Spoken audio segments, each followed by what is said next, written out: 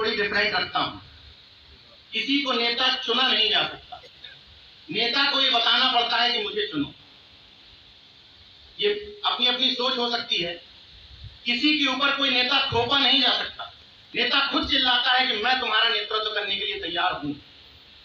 जिसमें ये हौसला दिखाई देगा, जिसमें इन तानाशाहियों से लड़ने का जज्बा दिखाई देगा, उसको लोग अपने आप नेता चुन लें। कोई कितना भी मन से सोच ले कि इसको नेता बनाना है, उसको नेता बनाना है, जब नेता चुनने की बात आती है तो कोई हिंदुत्व तो कोई सॉफ्ट हिंदुत्व में बह जाता है, तो नेता चुना कैसे जाए। सामाजिक न्याय की बात करते करते बागेश्वर धाम उसी प्रदेश से जाकर हिंदू राष्ट्र की बातें कराता है और हम सामाजिक न्याय का राग लाते रहते हैं, तो कैसे नेता चुना जाएगा। 6 दिन बाबा साहब की बात करने के बाद, कांसीराम साहब की बात करने के बाद 7वें दिन सॉफ्ट हिंदुत्व में बह जाएंगे, नैमिष सारने से कार्यक्रमों की शुरुआत करेंगे, कहां से नेता चुना जाएगा। अपनी पिच क्लियर करनी पड़ेगी, अपनी पिच क्लियर करनी पड़ेगी कि मैं इस तरफ हूं और इस तरफ नहीं हूं। राजनीतिक अपनी मजबूरियां होती हैं, इसलिए राजनीतिक मजबूरियों में मैं मिशनरी भाषण नहीं दूंगा। मिशन और राजनीति तो कभी क्लब हुआ करती थी, आज नहीं। किसी भी राजनीतिक दल के व्यक्ति से आप कहेगा राजनीतिक मजबूरी है, 9 दुर्गा में फीता काटने न जाओ तो वोट नहीं मिलेगा। तो आप अपनी मजबूरी अपने पास रखें, कोई तकलीफ नहीं है। लेकिन एक पिच तो डिसाइड करनी पड़ेगी। अगर राम मंदिर की काट में तुम श्री कृष्ण मंदिर का नारा दोगे, कभी सफल नहीं होगे। ये मेरी सोच है, हो सकता है आपकी ना हो। ये हिंदुत्व की जो पिच है, ये जो छद्म राष्ट्रवाद की पिच है, इसमें कितना भी राष्ट्रवादी बनने की कोशिश कर लो, कितना भी तुम दिखाने की कोशिश कर लो कि हम हिंदुत्व के बहुत बड़े झंडाबरदार और पहरेदार हैं, नहीं माने जाओगे। क्योंकि ये पिच भारतीय जनता पार्टी और संघ की पसंदीदा पिच है। इस पिच पर खेलने जाओगे, इतनी धुआंधार बैटिंग की जाएगी कि तुम इससे मैदान से आउट हो जाओगे। बॉल इतनी धुआंधार मारी जाएगी। तुम्हारी पिच है सामाजिक न्याय की पिच, मुंह से बोलने वाली नहीं, ठोक करके सामाजिक न्याय करने वाली पिच। जब उस पिच पर खोलने जाओगे, कर्पूरी ठाकुर जी के सिद्धांतों पर, बाबा साहब के सिद्धांतों पर, संतराम बीए प्रजापति के सिद्धांतों पर, शिवदयाल चौरसिया जी के सिद्धांतों पर, फातिमा शेख जी के उस काम पर जो उन्होंने सावित्रीबाई फुले को आगे बढ़ाया था, इन सिद्धांतों पर जब काम करने जाओगे और ये याद करोगे कि यही वो धरती है जहां चौधरी चरण सिंह और महेंद्र सिंह टिकैत ने मिलकर के कभी पश्चिम उत्तर प्रदेश में संघियों को और हिंदुत्ववादियों को घुसने नहीं दिया था, लेकिन आज वहां घुसे हुए घूम रहे हैं। क्यों? 2 तरीके हैं भाषण देने के। भारतीय जनता पार्टी की आलोचना करिए इन मंचों से, वो ऐसा गलत कर रही है, ऐसा गलत कर रही है, ऐसा गलत कर रही है, या ये बताइए कि हम क्या सही कर रहे हैं। अब आपको तरीका एडॉप्ट करना है।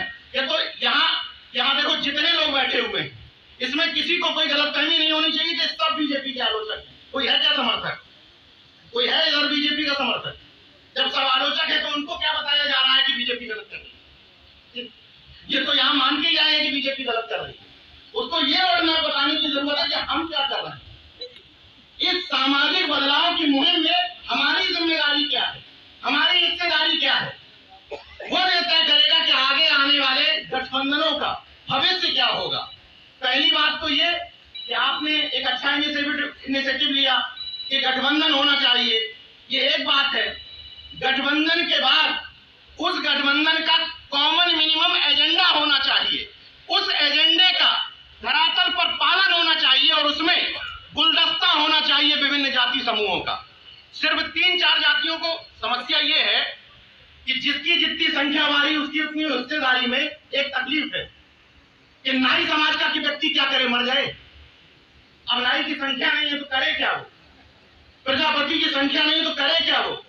इस जितनी संख्या हमारी उतनी उसकी हिस्सेदारी के चक्कर में 4 जातियों के आसपास पूरा सामाजिक न्याय घूमता रहता है। कुर्मियों की संख्या ज्यादा है, कुर्मी एक वक्ता बुला लो। यादव ठीक ठाक है, यादव एक वक्ता बुला लो। मौर्य ठीक ठाक है, मौर्य राजनीति में जागरूक हो गए, मौर्य बुला लो। एससी में चमार बुला लो। तो बाकी खटीक को कौन पूछेगा, धोबी को कौन पूछेगा, वाल्मीकि को कौन पूछेगा, प्रजापति को कौन पूछेगा, विश्वकर्मा को कौन पूछेगा। भारतीय जनता पार्टी की ताकत उसकी बुराई में नहीं है। भारतीय जनता पार्टी से यह सीखो कि आज आप पूजा देवी पासी की बात करो, आप पासी समाज से हो, वो आपको दे देगी एक कह देगी रख लो एक रोडवेज बस का नाम पूजा देवी पासी के नाम। बहुजन समाज पार्टी और कांसीराम साहब ने जो प्रतीकों की राजनीति की थी, उस प्रतीकों की राजनीति में माफ करिएगा,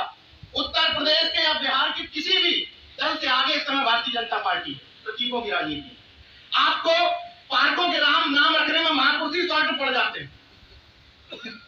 जब पार्कों के नाम रखने हो, स्टेडियम के नाम रखने हो, सड़कों के नाम रखने हो, पुल के नाम रखने हो, तो महापुरुषों की शॉर्टेज हो जाती है। उस समय महापुरुष मिलने की बजाय वही 2-4 गिने चुने नाम मिलते हैं। और बीजेपी का जो एजेंडा है वो तो अपने एजेंडे पे ठीक चल रही है। उसने कब कहा था कि आपको रोजगार देंगे? उसने कहा था राम मंदिर देंगे, तो दिया है। उसने कहा था कि समाजवाद करेंगे, तो कर रही है। 10% सवर्ण आरक्षण दे दिया। उसने आपके लिए घोषणा कब की थी? तो मेरा सिर्फ अनुरोध है, मैं समय ज्यादा नहीं लूंगा, बाहर के लोगों को समय देना चाहता हूं। मेरा अनुरोध यह है कि कम से कम हम उस तरह का उथला सामाजिक न्याय न करें। जैसे मुझे अगर कोई भाषण सुनाता है किसी नेता का कि देखो हमारे नेता ने फलाने दिन ये सामाजिक न्याय वाली बात की थी, उन्होंने तो फलाने दिन ये की थी, तो मैं भारतीय जनता पार्टी की जो पिछलग्गू पार्टियां हैं उन पिछलग्गू पार्टियों के नेताओं को बयान दे दूंगा कि वो भी वही बोलते हैं।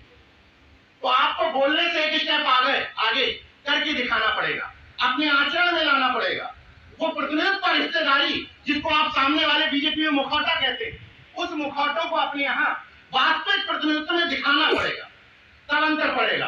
वरना उस तरफ वाले माफिया और हमारे वाले माफिया जीतने के लिए अगर किसी ने खून चूसा है जनता का, तो आपको यह ध्यान रखना पड़ेगा कि हम वास्तव में क्या जिन जातियों की हम बात करते हैं, क्या ब्राह्मण समाज में आपको सामाजिक न्याय वाले लोग नहीं मिल सकते? बिल्कुल मिल सकते हैं। मैं कहां कहता हूं कि आपको कुछ जातियों को छोड़ देना है, आपको ट्राई मारना है ना। आपको ठाकुर समाज में जब ढूंढना है तो ठाकुर समाज में आपके लिए क्या अर्जुन सिंह जैसे लोग और बीपी सिंह जैसे लोग नहीं मिल सकते? मिल सकते हैं। जब आपको ये कहना है कि हमें इनको भी हिस्सेदारी देनी पड़ेगी, तो दीजिए ना।